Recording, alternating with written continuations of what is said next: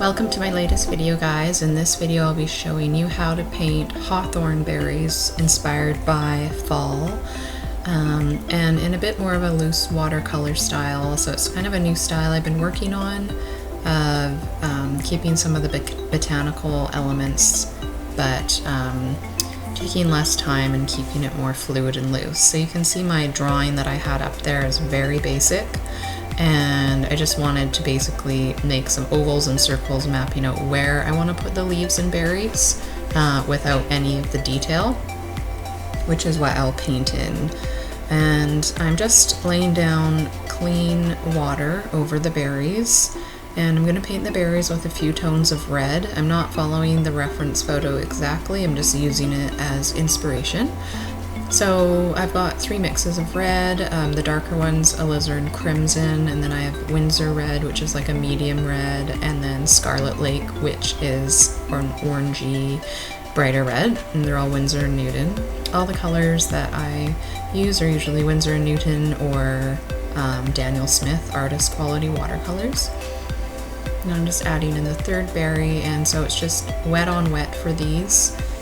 And I try and leave like a little highlight so I basically, because they're so small, you could just almost outline the color and it flows in enough.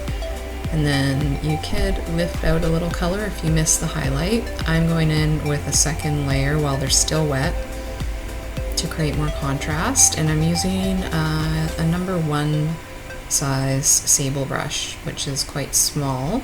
That'll allow me more control working in these tiny little areas. So I'm just trying to add in as much color as I can on the first wash. I'm really focusing right now on either doing the loose watercolors with just as few strokes as possible, or trying to add in all the color on the first wet wash, besides a little bit of dry brushing detail at the end, rather than going in layer after layer and fiddling around. I find I did that before and my paintings just looked a little bit overworked. And so what I really want to do is just be more fluid, and then it's more enjoyable for me. It takes me less time too, so I can create more paintings and capture nature as the seasons go by, which is what I'm most inspired, I think, for painting, is just seeing nature change as the seasons change, as the year goes by, and just wanting to capture a little bit of that each part of the way.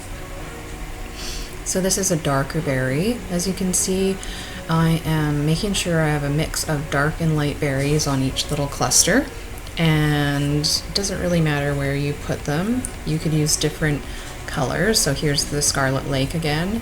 Another thing I like to do is use like the darker color, like alizarin crimson, and then just rinse out my brush and dab it on a paper towel and wet it again so there's still paint on it, but the paint is much paler. So it gives really good color variation while keeping that harmonious look of using the same colors. And you could actually do these berries just with wet paint and then sort of draw them onto the paper and leave a little white spot.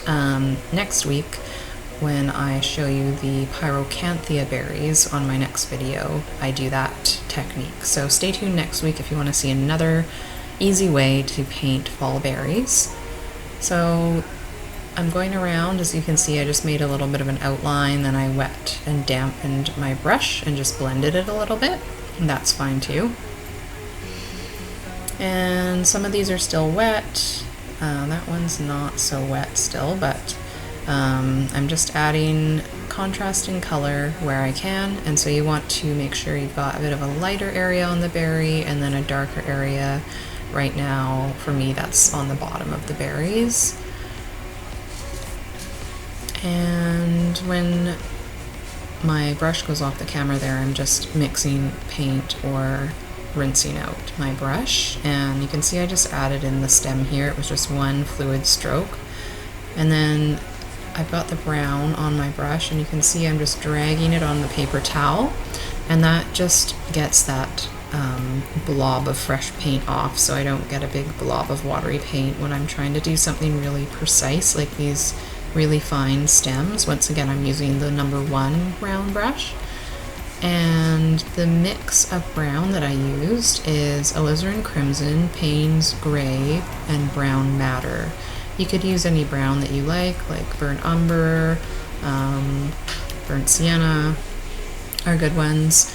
I like to mix a few of the colors I've already been using in the painting so that I get a bit more of a unique looking brown, and again it's a bit more harmonious for the color palette because I'm using those colors I already used. Right now I'm just going around with the brush and making tiny little stems towards where I want to paint the leaves. And the lighter pressure you use, the thinner the line you'll get. So I'm trying to keep really, really light pressure here, making fine little delicate stems, and that'll just help me when I place my leaves. And now I've taken just a little bit more of the branch color and just really lightly going along the bottom to make it a bit darker.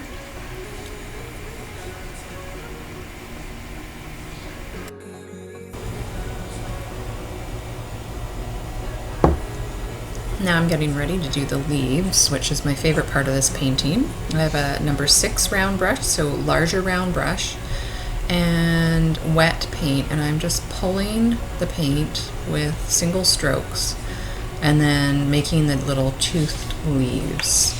This is a mix of sap green and phthalo yellow green. And I rinsed my brush out a little, so that side turns out to be a little bit lighter, which I like because I want that color variation to really bring these paintings to life, especially with the trendy loose florals we're seeing these days. It's all about contrast and color variation and having darker colors and then really light faded out colors, which is really easily achieved with just rinsing your brush a little. So again, I've made the two teeth on the end of the leaf, and then I'm pulling out on the sides to create the other ones. And this one I'm being a little bit careful, so I need to make it look like it's coming from behind the berries. And so to create that effect, you just load your brush up with a nice watery puddle of paint, and then I usually dab the tip just slightly on the paper towel like I showed you earlier each time I start. And then you want to use a really light pressure with the tip of the brush first, and then press down to make a thicker line, and then up again. So I just did it there. So thin, pressing down, and then lifting up. And so this is something that would be really great to practice on a spare piece of paper, and I definitely did. I work in my sketchbook when I'm figuring out how to create, this sort of quick, minimal stroke effect when I'm trying to paint a new plant in watercolor like this. So practice in my sketchbook, and usually even before I practice in my sketchbook, because I still like to keep that nice, I use a scrap piece of paper and just freely create whatever mess happens until I feel like I've figured out the way I want to create the leaves or flowers or whatever type of painting it is.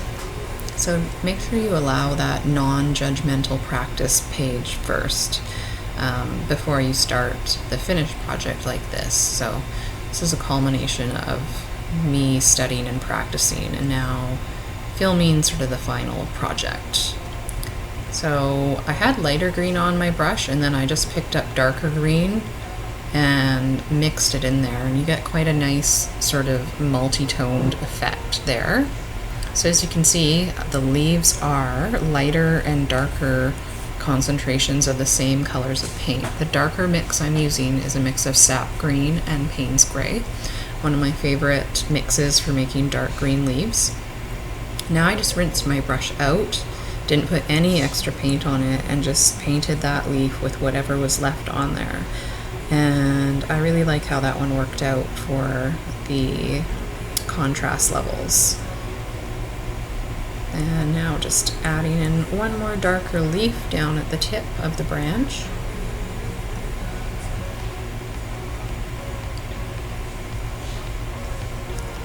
And I just added in the other side there. I didn't get that on the camera.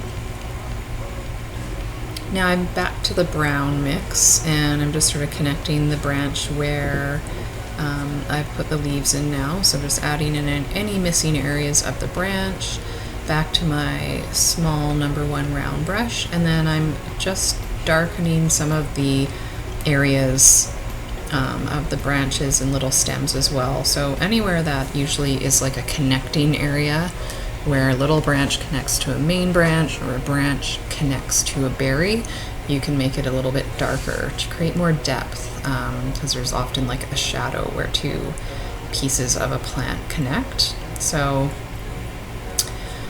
unlike a formal traditional botanical artist, I kind of use these general techniques throughout my paintings, so they have a bit more of like a painterly illustrative effect rather than complete realism.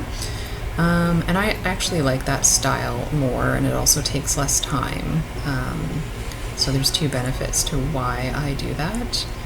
And then you can apply it to any other type of painting as well, so it's a great way to learn. Now this part I really love. So I'm using the same brown mix as the branch, but I've added more brown matter, which is like a reddish brown, and I'm adding the little areas of the berry, which used to be the center of the flower. And this part on any berry, when you add the little, I'm not sure what it's called, like a dried sepal or something, but it really brings them to life, and you can put them in different positions to show different angles of the berries. And really, if you draw any circle, regardless, like with any paint, and then you just add a little dried sepal on it, it will just bring it to life so much more. So one of my favorite parts of the painting. And again, using that small brush, I've just grabbed some of the sap green mix, and I'm just adding a little bit of detail to the leaves. So again, these leaves, I really like how they turned out, and really the success of them is not overworking them. So I tried to use as few strokes as I could when I painted them. And now I'm just adding a light mid-rib to each leaf. But I'm not actually going to add veins to all the leaves. And that's because you don't necessarily see all the veins on the leaves. And this type of painting that's not really what I'm going for. So I just added some of the veins. It wasn't on the camera there, but some little light side veins on some sides and not on the others. And now, as you see right now, I'm just going around with more of the brown mix, a darker concentration, and adding the darker areas where the berries join the stems and the leaves join the stems. Thank you so much for watching this video, guys. If you liked it, please give a thumbs up and subscribe to my channel to see more videos coming up soon. I also have full-length classes on Skillshare.com, so make sure to check that out. There's a link in the description below for 2 months free on Skillshare, and you can access all my classes and all the other teachers too. It's a great deal. So make sure you check that out if you're interested.